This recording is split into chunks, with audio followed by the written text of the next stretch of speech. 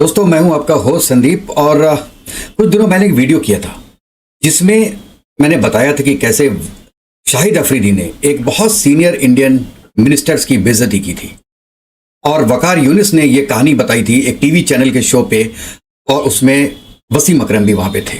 तो दोस्तों, आज मैं उसके बारे में उस स्टोरी को जब मैंने और इन्वेस्टिगेट किया तो ये पता चला ये मैच कब हुआ था, ये टूर कौन सा था और वो शख्स कौन थे जिसका हाथ शाहिद अफरीदी ने बहुत जोर से दबाया था जिससे कि उनको पसीना आ गया था।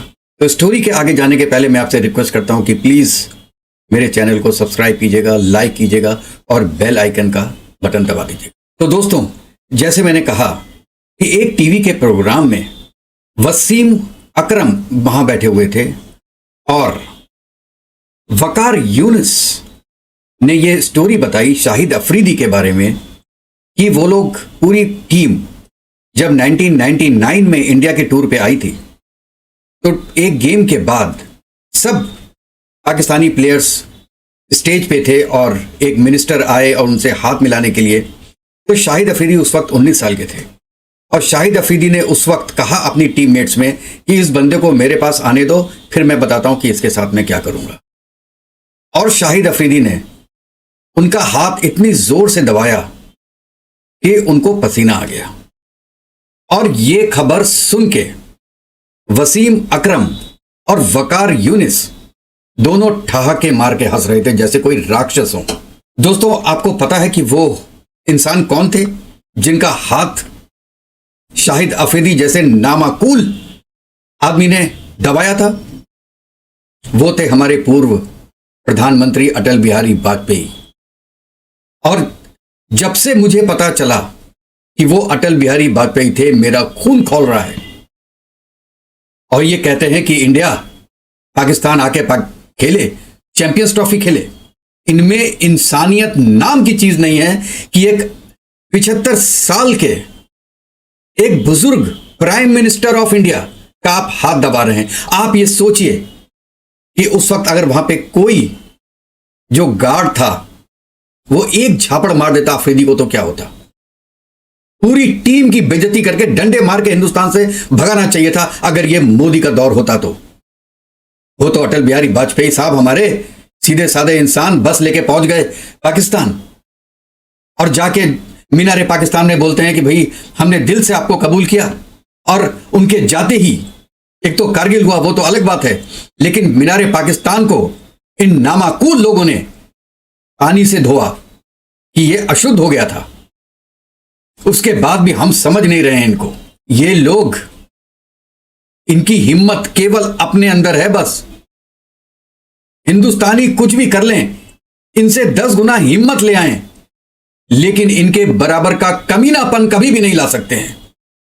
शाहिद अफरीदी ने जो किया वो किसी भी कमीनेपन की हद से कम नहीं था। और जो शेर उनकी ये बात सुन के हंस रहे थे, पूरी टीम 99 में खड़ी हुई थी, सबको पता था कि शाहिद अफरीदी क्या करने वाला है, किसी ने उसको नहीं रोका। ऐसी दोगली टीम को अगर कोई हिंदुस्तानी इंडिया में बर्दाश्त करे, मैं नहीं कर सकता ऐसे लोगों को बर्दाश्त। और आप ये बताइए, अभी इंडिया की टीम कह रहे हैं चैंपियंस ट्रॉफी में चली जाए पाकिस्तान, बहुत अच्छी बात है। और पाकिस्तान में जाके शहबाज शरीफ का हाथ, कोई तगड़ा प्लेयर, वो दबा दे हाथ को और छोड़े ना, शहबाज शरीफ क्या करेगा? उनकी सिक्योरिटी उस आदमी को छोड़ेगी, उस प्लेयर को? क्योंकि बदतमीजी तो रग रग में बसी हुई है ना, क्या करेगी? एक बार पाकिस्तानियों ये चीज सोच के देखो कि तुम्हारे प्राइम मिनिस्टर के साथ अगर कोई एक प्लेयर, जो बहुत छोटी चीज होता है एक प्राइम मिनिस्टर के सामने, वो अगर उसके साथ बदतमीजी करे तो क्या आपका खून नहीं खौलेगा? इसमें पूरे हिंदुस्तान का खून खौलना चाहिए। और 99 में यह हादसा हुआ और 2022 में एक प्रोग्राम में वकार यूनिस ने यह बात बोली। मैं वकार यूनिस का नाम हमेशा भूल जाता हूं, सॉरी फॉर दैट, क्योंकि मेरे जहन में उसका नाम आता ही नहीं है। He is like Afridi. और अफरीदी के बारे में आप क्या बोलिएगा, जिसकी बेटी अगर एक हिंदी सीरियल देख लेती है तो बंदा टीवी तोड़ देता है। आपने शाहिद अफरीदी की वो फोटोज देखी होंगी जिसमें वो एक कटे हुए बकरे का मुंह धड़ हाथ में लेके अपनी बेटी को दिखा रहा है और बगल में बेटी सहमी हुई सी खड़ी हुई है। ये जो बंदा ये काम कर सकता है वो कल को किसी का गला भी काट सकता है। जहर उसके रग रग में भरा हुआ है, हिंदुओं के अगेंस्ट में और इंडिया के अगेंस्ट में। और सबका मास्टर इमरान खान कहता था कि मैं जो इंडिया के साथ मैच खेलता हूं वो मैं जिहाद करता हूं, मैं मैच नहीं खेलता। तो क्या हम जब वहां पे जाएंगे चैंपियंस ट्रॉफी खेलने के लिए तो वो लोग क्या जिहाद करेंगे हमारे अगेंस्ट में? हम जिहादियों के साथ खेलने जाएंगे? क्यों भेजी जाए ऐसी जगह टीम जहां पे वो क्रिकेट नहीं खेलते, क्रिकेट के अलावा सब कुछ खेलते हैं। जिस कंट्री में शाहिद अफरीदी जैसा आदमी रहता हो, वकार यूनुस जैसा आदमी रहता हो, उस देश में जाना क्या ठीक है? इंजमामुल हक, आप नाम लेते रहिए, हसन रजा, इमरा अकमल, आप नाम लीजिए। जितने भी लोग आपको दिखाई दे रहे हैं, जो मैंने फोटो लगाई है बगल में, ये तीनों इसके अंदर अवेलेबल हैं। और मैंने पहले वाली वीडियो में भी माफी मांगी थी हिंदुस्तानियों से कि मैं वसीम अकरम को बहुत बड़ा प्लेयर मानता था, बहुत अच्छा इंसान मानता था, जिसने अपनी पर्सनल लाइफ में भी बहुत दुख देखे हैं। लेकिन वो आदमी भी चुप रहा 99 में भी, और 2022 में जब प्रोग्राम आया तो वो हंस रहा था, खिलखिला के हंस रहा था।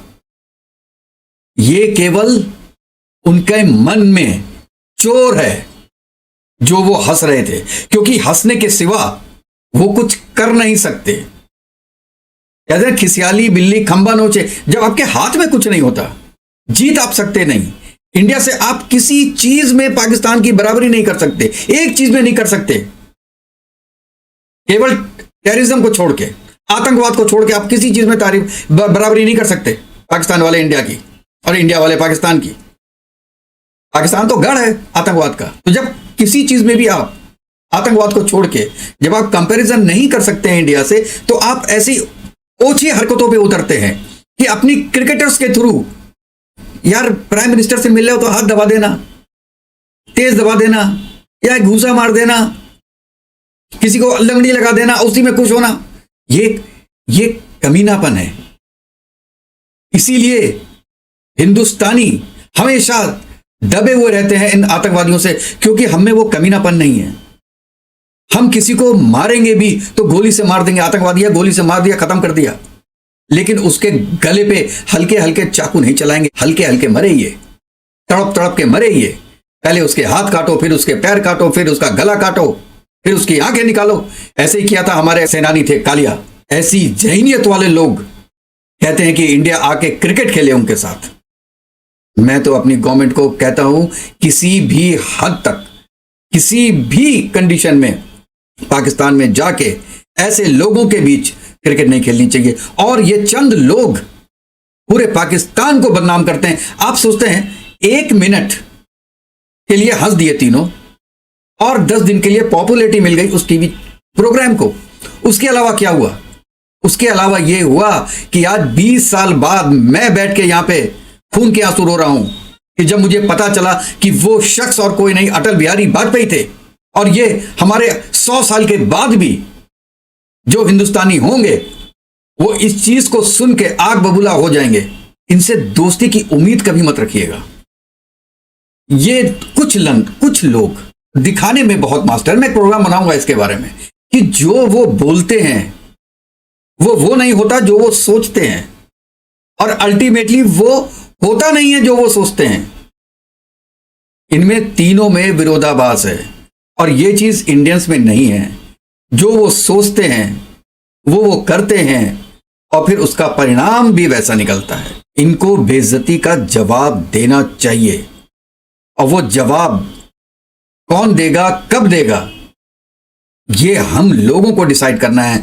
भारत की, देश की जनता को डिसाइड करना है कि अगर हमारी गवर्नमेंट ये कहे कि हम चैंपियंस ट्रॉफी के लिए पाकिस्तान जाएंगे, तो हमको उसके अगेंस्ट में खड़ा होना है और ये बताना है कि ये रीजन है। और ये रीजन बहुत बड़ा रीजन है भाइयों, ये कोई छोटा रीजन नहीं है। पाकिस्तान कभी भी ना जाने का और कभी भी क्रिकेट नहीं खेलने का। और ये कोई हवा में बात तो है नहीं, ये तो खुद it has come from A horses mouth. ये खुद उस बंदे ने बोली है बात, वो तो झूठ नहीं बोल सकता ना अपनी बात को। और हमने वसीम अकरम को सर पे उठाया हुआ था हिंदुस्तान में, क्या आदमी है, क्या सोबर है, क्या इंग्लिश बोलता है। बाहर में जाए ऐसी इंग्लिश, ऐसी हिंदी और ऐसे लोग जो कि किसी कंट्री के प्राइम मिनिस्टर की इज्जत नहीं कर सकते। अरे वो खुद की इज्जत क्या करेंगे, खुद के लोगों की इज्जत क्या करेंगे। और ये आप पूरे पाकिस्तान में देख रहे हैं कि एक आदमी दूसरे आदमी को काट रहा है। इंसानियत नाम की चीज नहीं है। एक प्राइम मिनिस्टर दूसरे प्राइम मिनिस्टर को जेल के अंदर कर रहा है, एक प्राइम मिनिस्टर का गला काट दिया जाता है, 3 आर्मी मार्शल्स को मार दिया जाता है। कौन है प्राइम मिनिस्टर वहां पे, पूर्व प्राइम मिनिस्टर जो चैन से बैठा हो, जेल ना गया हो और पाकिस्तान में बैठा हो? वो इसलिए होगा क्योंकि आपका स्तर इतना ज्यादा गिर गया है कि आप इंसान कहने लायक नहीं रह गए हैं। और मैं ये कुछ पाकिस्तानियों की बात कर रहा हूं जो एक ओहदे पे बैठे हैं और जिनकी ज़हनियत ऐसी है। सब नॉर्मली पाकिस्तान के लोग ऐसे नहीं हैं। वो हिंदुस्तान से प्यार करते हैं, हिंदुस्तान से प्यार करें ना करें, लेकिन हिंदुस्तान से नफरत नहीं करते हैं। और आप हिंदुस्तान में जाइए तो अमल की आशा कि आपको पोस्टर्स मिल जाएंगे पूरी दुनिया में। किनके साथ अमन की आशा करोगे? उनके साथ जो आपके प्राइम मिनिस्टर की बेइज्जती कर रहा है। एनीवेज दोस्तों क्या बोलूं, आत्मा तो दुखी होती है ऐसी बातें सुन के। और आशा करता हूं हमारी गवर्नमेंट इस चीज को जरूर मद्देनजर रखेगी अगर वो कोई भी प्रोग्राम बनाते हैं T20 की चैंपियंस ट्रॉफी में पाकिस्तान जाने का। तो दोस्तों thank you very much for watching my video till last and hope आपको ये वीडियो पसंद आया होगा। और अगर पसंद आए तो प्लीज़ हमारी वीडियो को लाइक कीजिएगा, सब्सक्राइब कीजिएगा और बेल आइकन जरूर दबा दीजिएगा। तो कल तक के लिए थैंक यू। जय हिंद, जय भारत।